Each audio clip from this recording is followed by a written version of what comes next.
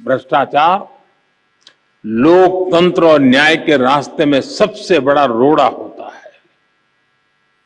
विशेष रूप से जब सरकारी तंत्र में भ्रष्टाचार हावी रहता है तो वो लोकतंत्र को फलने फूलने नहीं देता।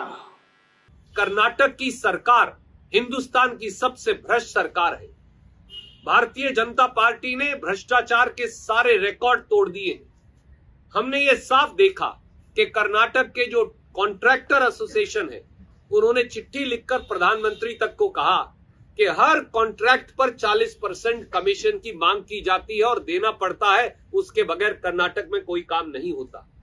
13,000 प्राइवेट स्कूल्स ने चिट्ठी लिखकर प्रधानमंत्री को कहा कि हर ग्रांट पर 40% कमीशन रिश्वत के तौर पर बोम्मई सरकार में देनी पड़ती है।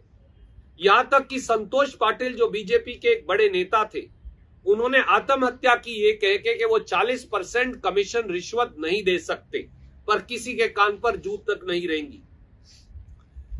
हमारे मठ के जो स्वामी हैं, स्वामी दिंगलेश्वर जी, उन्होंने स्वयं सामने आकर कहा कि जो मठ को राशि भी जाती है, जो धर्म के काम के मदद के लिए राशि जाती है, उस पर भी भाजपा की सरकार कर्नाटक में 40% कमीशन लेती है।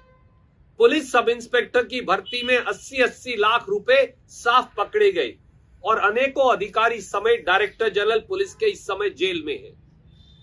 पीडब्ल्यूडी के इंजीनियर्स और जेई की भर्ती में सरेआम रिश्वतखोरी पकड़ी गई। असिस्टेंट प्रोफेसर्स की नौकरी की भर्ती में सरेआम रिश्वतखोरी पकड़ी गई। डिस्ट्रिक्ट कोऑपरेटिव बैंक की भर्ती में सरेआम रिश्वतखोरी पकड़ी गई। और बच्चों का जो मिड डे मील है, उसमें तो अंडे जो दिए जाते हैं, उसके अंदर भी रिश्वतखोरी पकड़ी गई। इन्होंने तो उन्हें भी नहीं बख्शा।